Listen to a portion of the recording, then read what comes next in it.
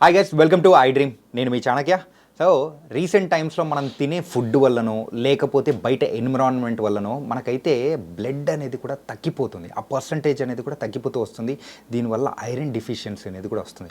అసలు iron deficiency వచ్చినప్పుడు మనం ఎలాంటి జాగ్రత్తలు తీసుకోవాలి అండ్ బ్లడ్ తక్కువైపోయిందని చెప్పేసి ఎలాంటి సిమ్టమ్స్ ద్వారా మనకు అర్థమవుతుంది, వీటన్నిటి గురించి మనతో డిస్కస్ చేయడానికి ఈరోజు హోమియోపతి నిపుణులు చేతన్ రాజు గారు ఉన్నారు. మరి వారిని అడిగి తెలుసాం. Hi doctor. నమస్తే సార్. నమస్తే sir, welcome to I dream. Thank you. Present recent టైమ్స్లో కూడా సో నాకు తెలిసిన వాళ్ళు వీళ్ళకు కూడా వచ్చిన ప్రాబ్లం ఏంటంటే సో ఐరన్ డెఫిషియన్సీ అనేది కూడా వచ్చినప్పుడు మనము ఎలాంటి సిమ్టమ్స్ ద్వారా మనం తెలుసుకోవచ్చు అండ్ వీటి నుంచి బయటపడాలంటే ఏం చేయాలి? మీ ఇంట్లో ఎంతమంది ఉంటారు? 5 మెంబర్స్. 5 మెంబర్స్. దాంట్లో లేడీస్ ఎంతమంది? ఇద్దరు. మీకు క్లోజ్ ఉన్న మీ కజిన్ సిస్టర్స్ వాళ్ళు వీళ్ళు ఎంతమంది ఉంటారు లేడీస్? ఒక 10 మెంబర్స్. 10 మెంబర్స్ కదా. సో టోటల్ 12 మెంబర్స్ మీకు ఇట్లా ఉన్నారు లేడీస్. వీళ్ళందరికీ కంప్లీట్ బ్లడ్ పిక్చర్ చేపిస్తే 7 మెంబర్స్కి అనీమియా ప్రాబ్లం వస్తుంది. మొత్తం మన దేశంలో అమ్మాయిలకి అందరికీ ఫీమేల్స్కి టెస్ట్ చేపిస్తే 70% లేడీస్కి అనీమియా వస్తుంది. ఎందుకు వస్తుంది అంటే ఇప్పుడు మీరు అన్నారు ఏమున్నాయి కారణాలు. సో కారణాల్లో వెరీ ఇంపార్టెంట్ థింగ్ జెనెటిక్స్. ఇప్పుడు వంశపరంగా మన జీన్స్లో అనీమియా ఉంటుంది Indian sub continent.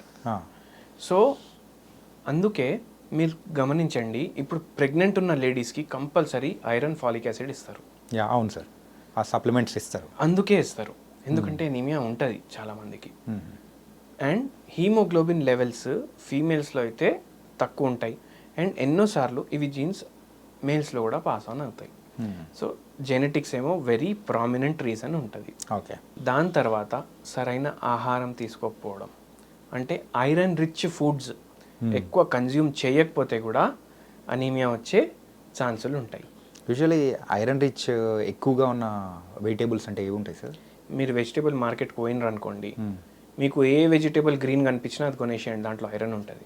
Okay. Like green ఎక్కువ కనిపించేది లీఫీ వెజిటేబుల్స్ అన్నమాట. లీఫీ వెజిటేబుల్స్, దొండకాయ, మళ్ళీ బెండకాయ, మళ్ళీ ఏది గ్రీన్ కనిపిస్తే దాంట్లో ఐరన్ ఉంటుంది. ఓకే. సో అవి రెగ్యులర్లీ మీ డైట్లో వాడండి. ఇప్పుడు కొందరు ఏమంటారు, ఎట్లా వండుకోవాలి, డైలీ ఆకుకూరలు కట్ చేసుకుంటూ కూర్చోవాలన్నా ఎట్లా అనేసి కొందరికి డౌట్ ఉంటుంది. ఓన్లీ కటింగ్ వరకు ప్రాబ్లం ఉంటుంది. ఇప్పుడు మనం పప్పు చేసుకుంటాం కదా, దాంట్లో డైలీ ఒక ఆకుకూర వేయండి. ఒకరోజు పాలకూర వేయండి, ఒకరోజు గోంగూర వేయండి, ఒకరోజు ఇంకో గ్రీన్ వెజిటేబుల్ వేయండి, ఒకరోజు బెండకాయ వేయండి, ఒకరోజు దొండకాయ వేయండి.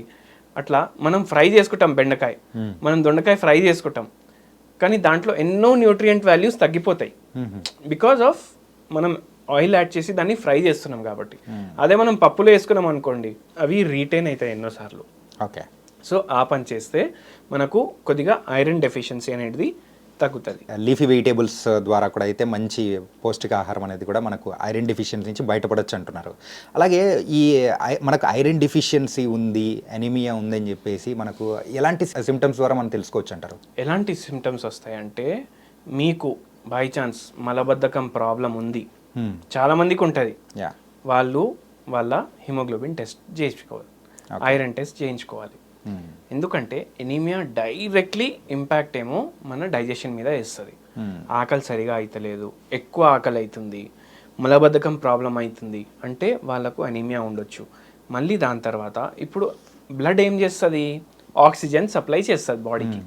ఇప్పుడు బాడీలో ఆక్సిజన్ సరిగా సప్లై అవ్వకపోతే ఏమేమి సిమ్టమ్స్ డెవలప్ అవుతాయి?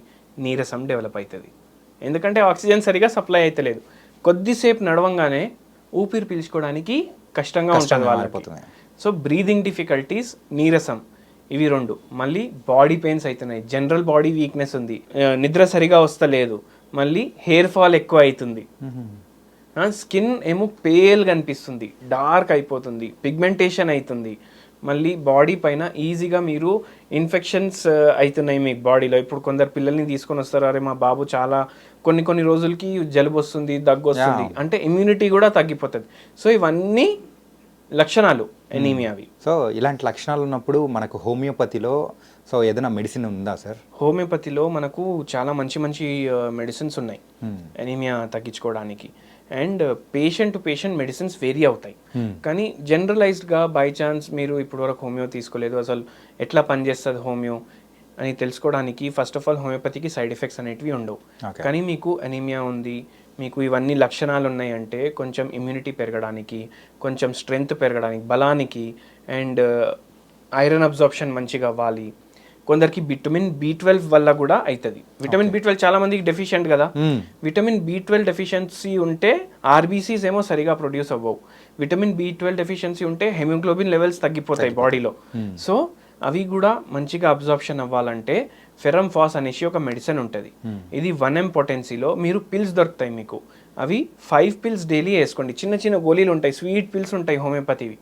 అవి డైలీ తీసుకోండి. మీ పిల్లలకి ఉందంటే మీ పిల్లలకి ఇవ్వండి, మీకు కొద్దిగా చేంజెస్ వస్తాయి. దాని తర్వాత దాన్ని పూర్తిగా మంచిగా తగ్గించుకోవాలంటే మీరు కన్సల్ట్ అవ్వచ్చు. ఇది ఏ ఏజ్ గ్రూప్ వాళ్ళైనా కానీ యూజ్ చేయొచ్చా, లేకపోతే పర్టికులర్ ఏజ్ గ్రూప్ వాళ్ళన్నా యూజ్ చేయొచ్చు, ఎందుకంటే ఇది చాలా లో డోస్ ఇది.